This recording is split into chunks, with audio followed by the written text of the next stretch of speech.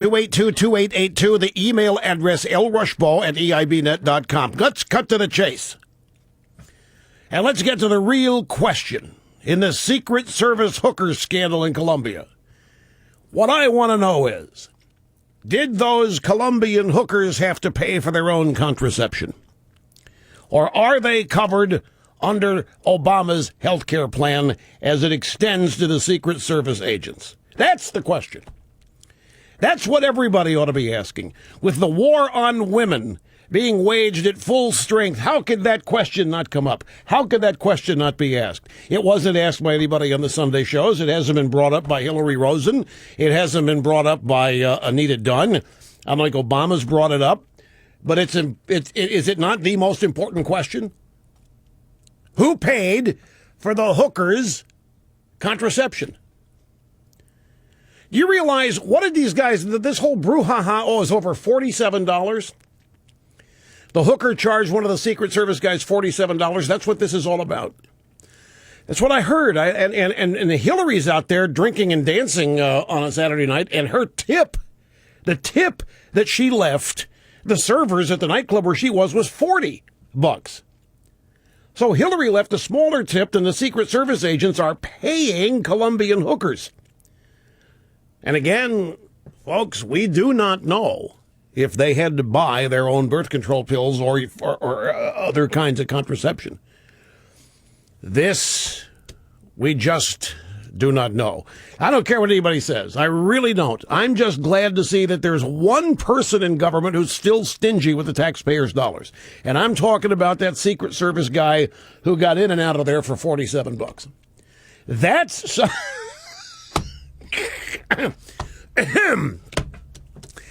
got in and out of there for $47. There's a part of me that says more power to the guy. We are a country in debt. This is a guy that's watching and counting his pennies. And there's that photo of Hillary dancing down in it was a pro-Cuban bar in Colombia. We don't know if she was dancing, if she was dodging snipper fire.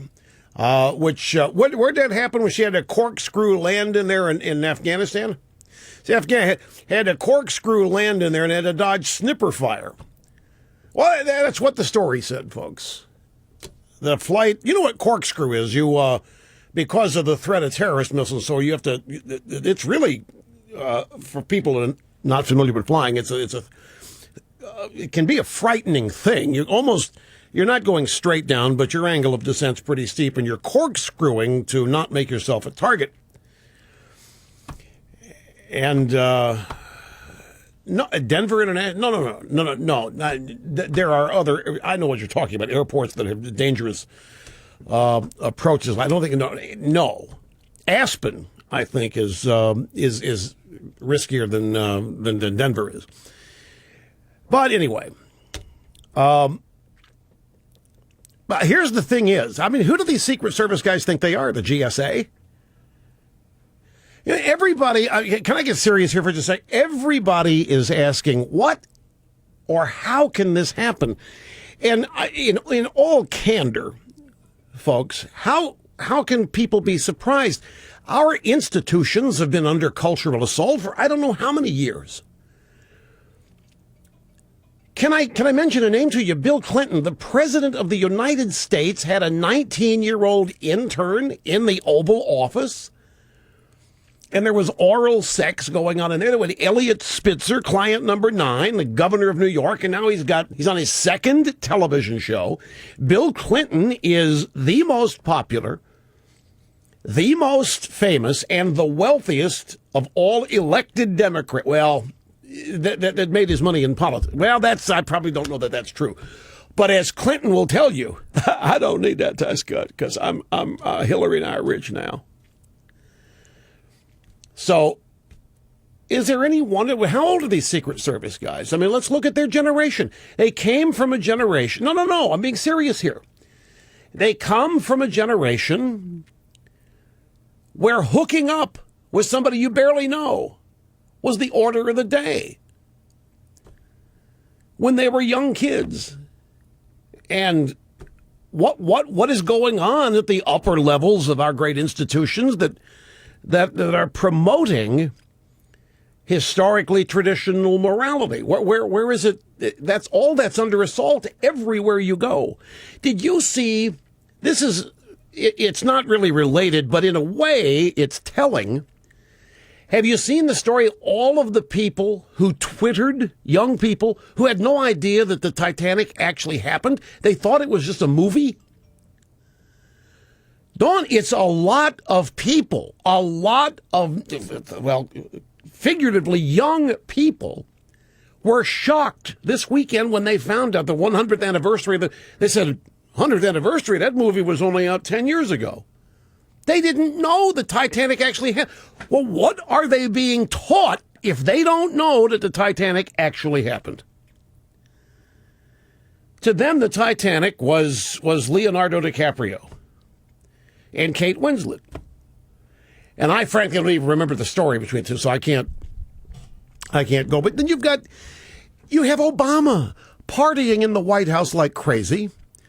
With these state dinners, and they're being crashed by people that are getting past the secrets. Why didn't heads roll when that happened? How many times have people crashed White House events now? Is it at least 2? And now we've learned, and no less than Patrick Kennedy. Is it Patrick Kennedy or is it one of the Kennedy kids? Oh yeah, access to the White House, you got to buy it. Big donors, lobbyists, that's who gets in there. That's why 31 guests at the last state dinner, which was for the Canadian Prime Minister, I believe, were big donors and lobbyists. And Clinton started that ball rolling, selling access with the White House coffees. You got the General Services Administration people making videos of how they are spending taxpayer dollars and getting away with it.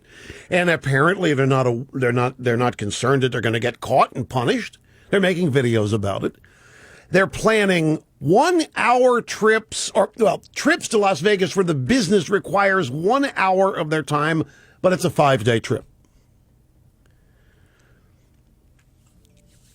Here you have Michelle Obama taking her own Boeing 757 with the kids and the mother-in-law and whoever else to Martha's Vineyard 4 hours before her husband, the president, takes Air Force One, the 747, to Martha's Vineyard from Washington. From Washington to Martha's Vineyard. A 757 goes, and 4 hours later, the president goes on his own plane. And the first lady is vacationing like crazy. In fact, Obama even said that one of the reasons he was in Colombia was to scout out vacations for Michelle. Can we grab audio soundbite number 1? Did you not hear this? This is Saturday morning in Cartagena at the CEO Summit of the Americas. And this is the portion of Obama's opening remarks. I want to thank President Santos and the people of Colombia for the extraordinary hospitality in the beautiful city of Cartagena. We're having a wonderful time, and usually when I take these summit trips, part of my job is to scout out where I may want to bring Michelle back later for vacation. You don't have to take her. She'll go on her own, and we will pay for it. What is this scout out vacation locations? She'll find them on her own. Spain? Can Costa Rica be far behind? That's pretty hip now. Costa Rica's a hip place to go. Let's go back. Last Thursday night, St. Louis, KMOV TV, Eyeball News 4, St. Louis. The anchor, Larry Connors, interviewing Obama during a discussion about the economy. This exchange occurred. Unemployment, trying to make ends meet, gas prices, food prices going up. Some of our viewers are complaining they get frustrated, even angered, when they see the first family jetting around, different vacations and so forth. Sometimes maybe they think under color of state business, and that you're out of touch, that you don't really know what they're experiencing right now. I don't know how many viewers you're talking about that say that. We do hear from some. Well, yes, I hear from all kinds of viewers about everything. Yeah. But the fact of the matter is, I think if you look at my track record, I'm raising a family here. When we travel, we got to travel through Secret Service and Air Force One. That's not my choice. I think most folks understand how hard I work and how hard this administration's working on behalf of the American people. Yeah, okay, so the vacation's a big deal with these people. And here he is making excuses. By the way, Hillary's snipper fire was in Bosnia, was not Afghanistan. She had a corkscrew land in Bosnia. It was not Afghanistan. I want to be as correct as I can be.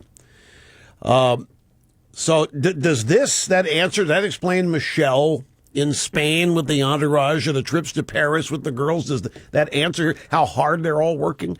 And anyway, look, I don't want to get off the beaten path. This Secret Service business, in a way, it's understandable.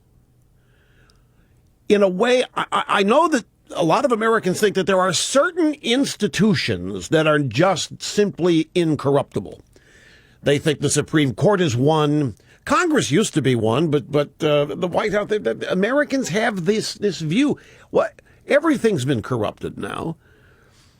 And if you get serious for a moment, this, even if it was hookers, if there's something else that was going on that nobody wants to talk about, what are these? There's always the possibility of blackmail. With the hookers getting information, these people are on the ground before the president arrives. They're having a pre-arrival party. And suppose the hookers give them some drugs or loosen them up with liquor, get some information on the president's arrival, security, who knows? Now, when Clinton, I should point out, when Bill Clinton was cavorting with Monica Lewinsky, remember what was said? It's just sex. It's nobody's business. It didn't get in the way of him doing his job. He was just as good a leader as he was before, and it doesn't matter. And when people, well, what about the possibility for blackmail here? What if Lewinsky had turned out to be a foreign agent or whatever? And it doesn't matter. It was just sex. Now people are starting talking about the possibility of blackmail with the hookers in Cartagena. They get that's the point. They get trained, but when you have people who get past the Secret Service at the White House and heads don't roll, as it turns out, everybody laughs about it because of these party animals that were the crashers, that tall blonde and her husband, whatever. But there have been a couple of, I think there was one other instance. But when heads don't roll, when there's no accountability, when nobody gets in trouble for it, what's the message that's sent? Now, and there are some people, and you probably have been thinking this yourself. What do you mean prostitute? There's more going on here with these guys being sent home than prostitutes. They found something else out about them or whatever. The Russian spy Anna Chapman, who was just sent home because it was theorized, it was thought that she was having an intimate relationship with a ranking member of Obama's cabinet. Now, sex has always been, as you know, I mean, there's nothing new about sex scandals at all. And I'm sure this is not the first time a Secret Service agent has had a little, in and out with a prostitute somewhere along the line. But this many of them getting caught over $47 in an argument in the hall over $47. And who knows? The argument might have been about contraception, given that it's in the news. Who knows? But it's a sad thing. More and more of the institutions that everybody really wants to have complete faith and trust in seem to be as corrupted as anything in your local community has been. Let me take a brief time out because, folks, the Hilary Rosen story hasn't gone away thanks to Bill Maher. You hear what Bill Maher said about Hilary Rosen on his show Friday night? Look at what Hilary Rosen should have said was that she's never had to get her ass out of the house. And so now that became subject matter on the Sunday show. Is this hurting Obama? But there are other people who have weighed in on this. It's fascinating, too. So we got a lot to do here today. You just sit tight, and we'll get to as much of it as we can squeeze in here.